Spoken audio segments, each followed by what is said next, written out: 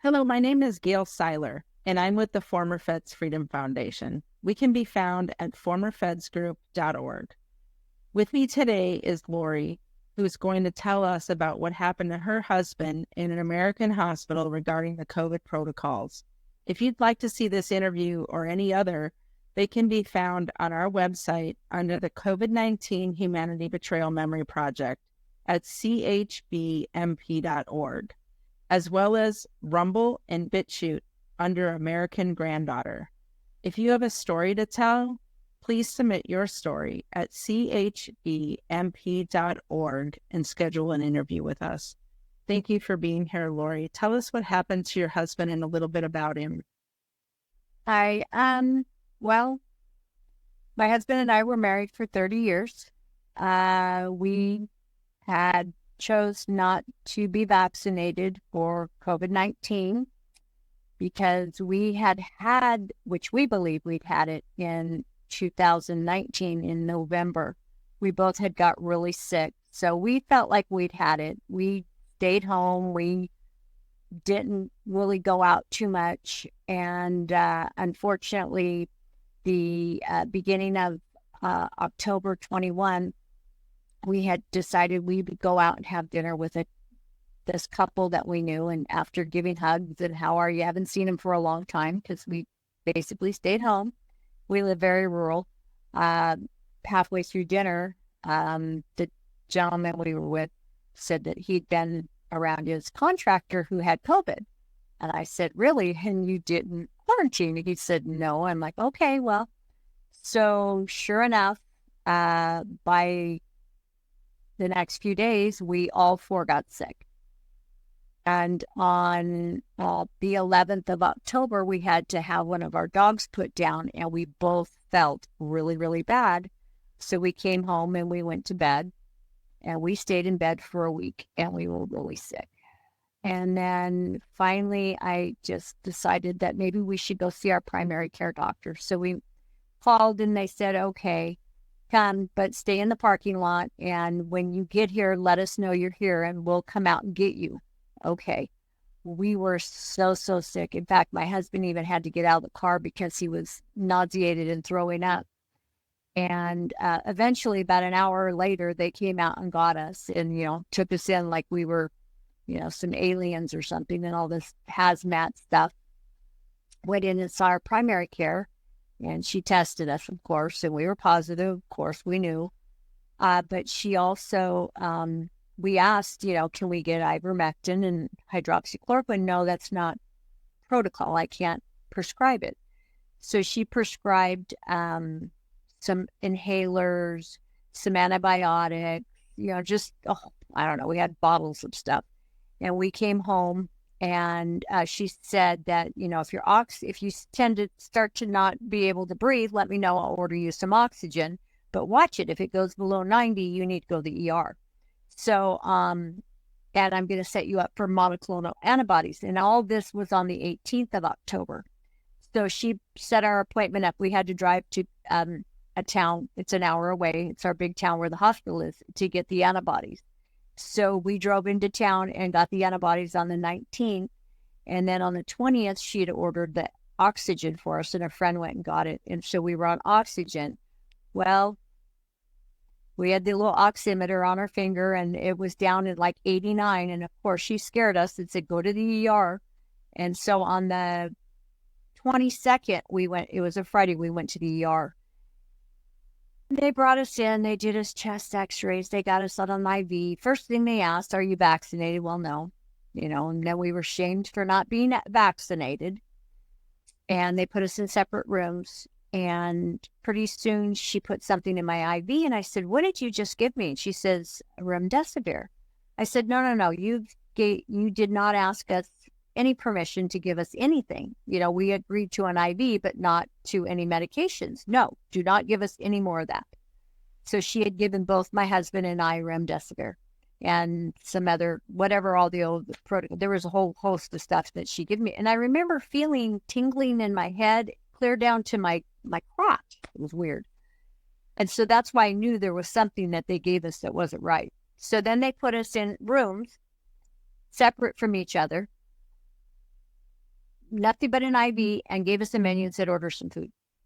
And we were there for 12 hours. And finally, she yells into me. She goes, Lori, call your husband. He wants to leave. And I said, I'm not going to call my husband. And I got up out of bed and took my IV cart and went to go to his room, and they panicked. You're not supposed to be out here. I'm like, I don't care. I want to see my husband. So I went there. He says, this is just a cafeteria. Let's go home. We're not getting any care. I'm not feeling any better. Let's just go home. So when we said we wanted to go home, they came in, they ripped our IVs out to the point that there was blood running down our arm, put us out in front of the hospital, and we had to wait for our friend to come pick us up out in the cold in Montana. So our friend came and picked us up, and we came home. We had oxygen. Well, my husband started to decline. He wouldn't leave his oxygen on. He was becoming disoriented. Then he was falling. We couldn't get him up. He was a big guy. So finally on the 24th, which was Sunday, I just said, we have to call the ambulance. We can't care for him. We couldn't get him up anymore. So the ambulance came, and I said, no remdesivir. He signed when we were in the hospital, no ventilator and a DNR.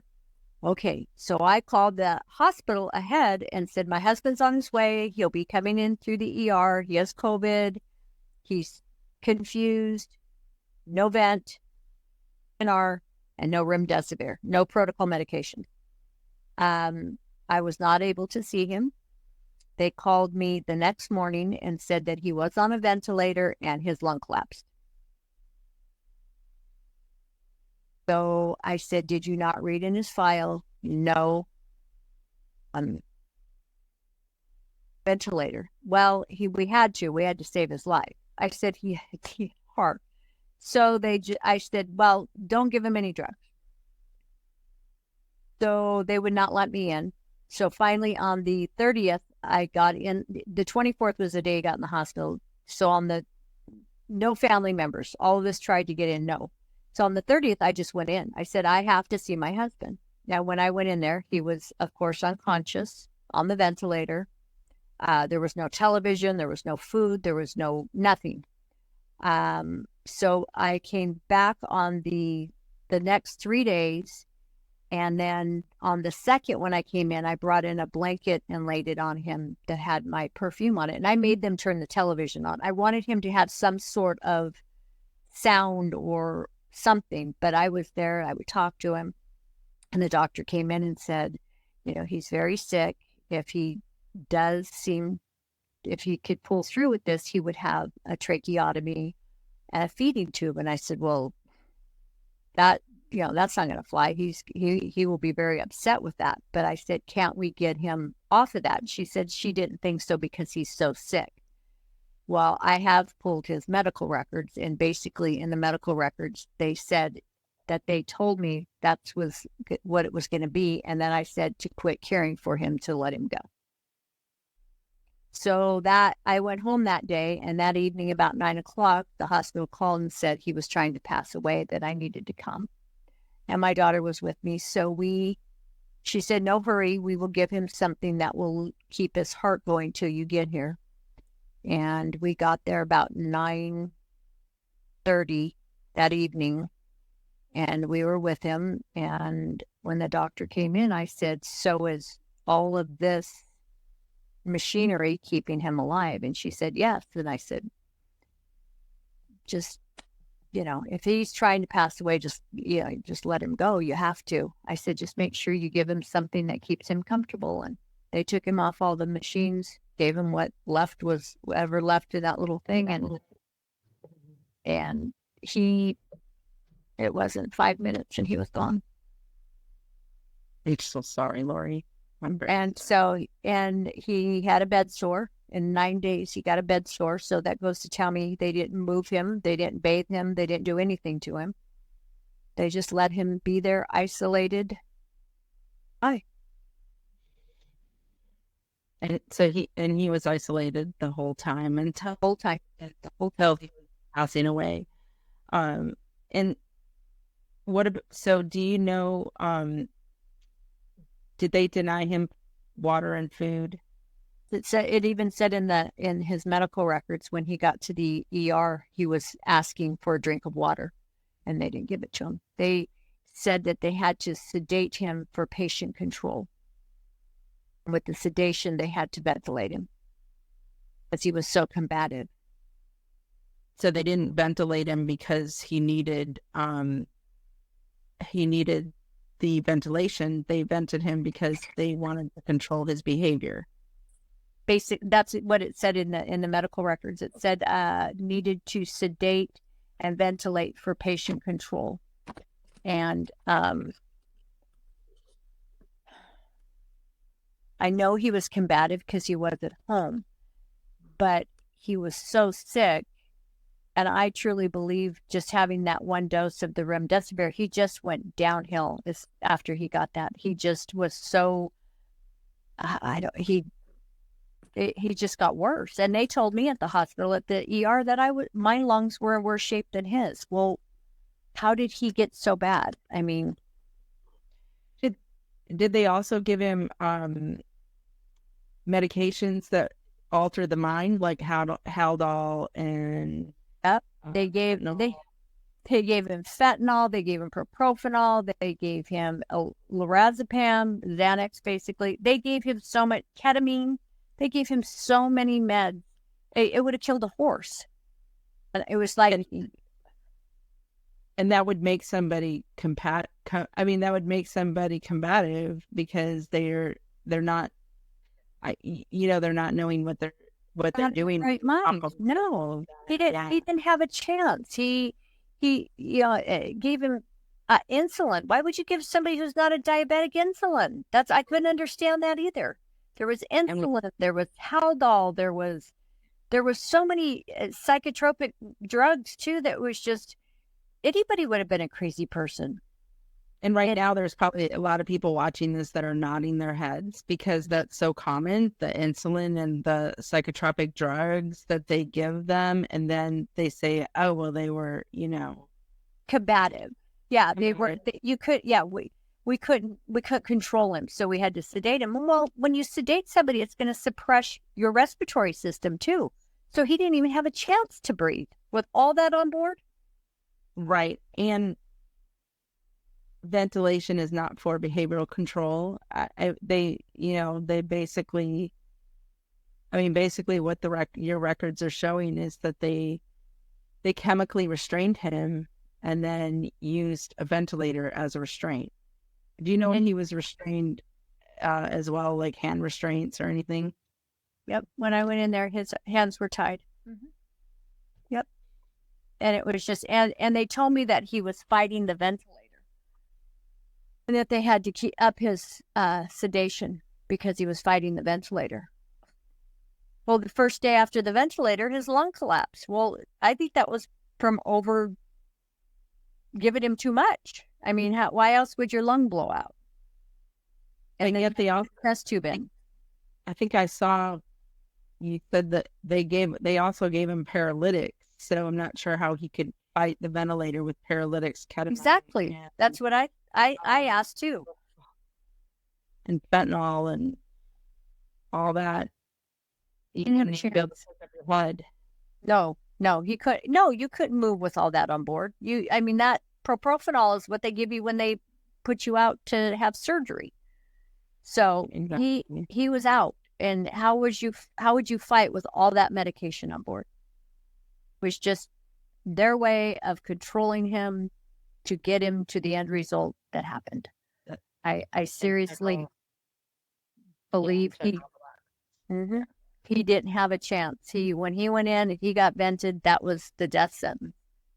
They tried to tell us that day that he passed, my daughter had forced her way in on her way up to my house. And the nurse said, well, we're going to try to wean him off the ventilator today. And if he does well, we'll take him off the vent.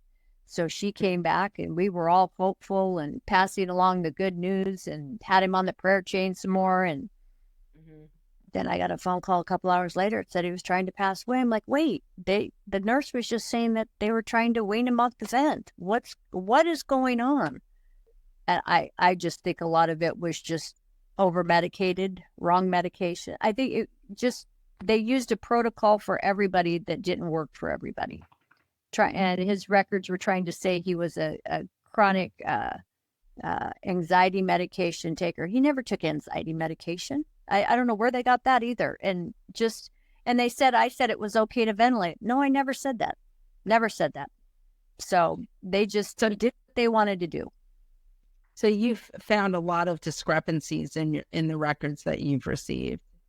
Basically. In those records, the things that they said that I did not say. I had people sitting with me the whole time because I was so sick. We went through these medical records, and just all the discrepancies, everything. It was all lies. And then every page started out with a 66-year-old unvaccinated male. Why did they have to bring that up? That had nothing to do with the price of tea in China. Vaccinated or not, look at how many people with vaccines who got COVID. Yeah. So and you don't treat pneumonia differently whether or not somebody's had a shot or not. That's irrelevant to how you treat the actual pneumonia. And I felt like we were singled out, shamed, and everything because we were not vaccinated. Doctors just got on us when we went to the ER. They were just, I can't believe you're not vaccinated. Well, freedom of medical choice, and what good did it do anyway? Now all these people that are vaccinated all have gotten COVID too, and now have problems, with. Mm-hmm. Yeah, exactly. And do you think like many Americans who chose not to get an experimental shot and went to the hospital and were treated differently, myself included, do you believe that he was treated in the way that he was because of his vaccination status? Absolutely. He was treated like a leper. We both were. I mean, you could just tell by the treatment we got at the hospital. It was like, I often wonder too, if we went to the hospital and they asked us if we were vaccinated, if we would have said yes, if we would have been treated different, because really, how would they have known if we were or not? Yeah. I just, what I know now, and if I would have known it then, I would have maybe fibbed and said, yeah, we're vaccinated, and maybe we would have got the treatment. But I think we were just shoved off to the side, a hose put down our throat, and pumped full of crappy medication. Now we didn't have a chance at all to survive this. I mean, probably would have been better if we stayed home. But unfortunately, after having that dose of remdesivir, he declined so rapidly, and I was just really shocked. Another interesting thing that you mentioned, just from the ER visit, or the first time that you went to the hospital, is that not only did they not give you informed consent about the dangers of remdesivir, they didn't even advise you that they were giving it to you until you got it. Right. Yeah. And how so can they give me something without asking permission or telling us the side effects or any of that? How that would be, that's just unconscionable that they would even just give it to us without even telling us of what they were giving us and why, and what the, it was an experimental drug anyway. I mean, they took it off the Ebola trial. Yeah, that Ebola trial. 4% of the people. Right. But it was okay to give COVID patients that weren't vaccinated. And they didn't even tell you were getting it. That's interesting, which leads me to ask, when he was in the hospital, he went because he was hypoxic, and that can sometimes cloud the judgment, but also they gave him all these drugs, and then it doesn't seem like they really even could have given informed consent about any of the many other drugs that they gave him.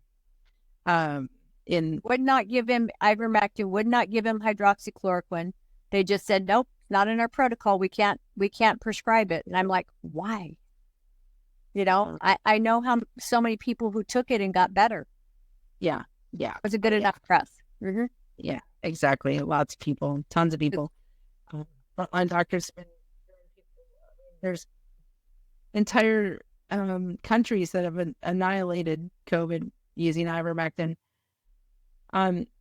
So on his death certificate, what did they list as the cause of death?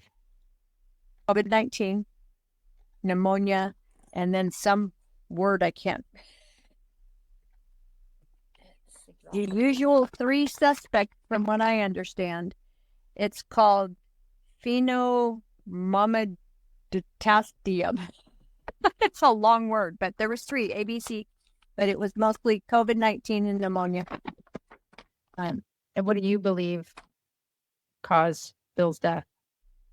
Protocol medications murdered him. I know it was. I know it was the treatment, the lack of care, the isolation, the just he was treated like horribly. I mean, there was no care given whatsoever, no compassion. Even when I was there talking to the doctors, there was only one doctor who was very sweet, very caring, very nice. The rest of them were like, he's very sick. And he, basically shamed us for not getting vaccinated. He wouldn't be this way if he was vaccinated. I don't know how many times I heard that from doctors. And I was like, I don't believe that's true. Well, then they, shut up and wouldn't talk to me. And the one thing I know is that you're very passionate about ending this in hospitals across the country.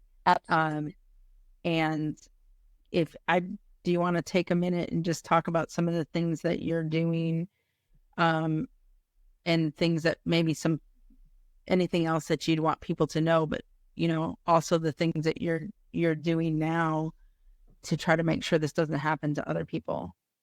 First of all, I tell everybody and anybody, if you get COVID, don't go to the doctor. Don't let them give you remdesivir. I have stocked up myself with ivermectin and hydroxychloroquine, and if anybody gets sick and needs it, I will be happy to give it, even though I know it's not right. But in my mind, it's going to help you. I have a sticker on my car that says my husband was murdered by protocol medication. I tell anybody and everybody I know that my husband did not die of COVID-19. My husband died from protocols, treatments at the hospital. They murdered my husband, and he should have never died. This was totally survivable. We had it once before, but because we were scared and had fear of God put into us by our primary care, whose hands were tied and couldn't give us the medications we wanted, we went by what she said, and this is what happened. So until my dying day, I will seek justice for this, because there are many, many people that are in my shoes who have lost loved ones unnecessarily. And then there are so many people I know now who are dying and having problems from vaccines. So the vaccines were worse, if not just as bad as the protocol medications given to COVID patients. I agree. I think it is. You're prepared, not scared, right? Like, I mean, right, which makes a big difference. And you're also the state chair now for former feds for Montana, which is so. If anybody has a story in Montana, they should, reach out to us to get a hold of you. And one other thing, just, as we wrap up here, can you talk a little bit about the impact that this has had on your life and just everything that they've done and taken from you? Well, they took my husband of 30 years, who I had planned to live the rest of my life with. People think I'm crazy half the time when I talk about this until it happens to them. Like I said, I'd rather you think I wear a foil tin cap than a blindfold, because this is government or our society or whatever that's culling the herd. They're killing us off with vaccines and protocols.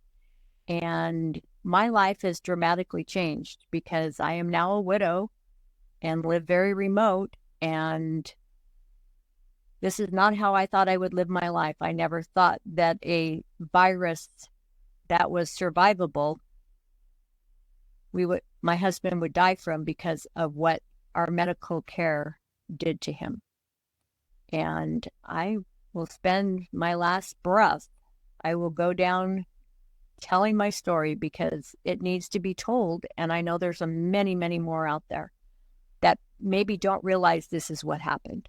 And that's the scary part, is how many of us are out there that they don't realize that's what happened to them. And I hope that we can bring it all to light and not be forgotten. These people do not need to be forgotten. Our injured ones, our dead ones, all of it. Yep. Yep. There's, as you know, we've already heard from 500 people, and it grows every day. So, millions. And that's the scary part. Yeah. Yeah. I hate that you and I have to be in this fight, for obvious reasons, but, I really am proud to be fighting alongside you. So I think you're a really strong woman. Yep. And I have a lot of respect for you, Lori. And same with you. I just know that we've got a really good team of people that are fighting this fight for ourselves and our loved ones, because we are victims too, even though we're still alive. We are victims of this nasty protocol. And they're gonna have to drag us off the battlefield together. That's right. That's right. I will limp off the field, but you're gonna have to drag me by my hair because I am not gonna do it. I think Dr. Zelenko used to say they're gonna have to drag me off the battlefield dead.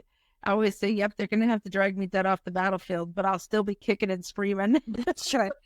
I had a meme I put up that said, if I'm ever murdered, no, I went down running my mouth. Because it's true. If they come after me to murder me, I will go down running my mouth because I know the truth. Exactly.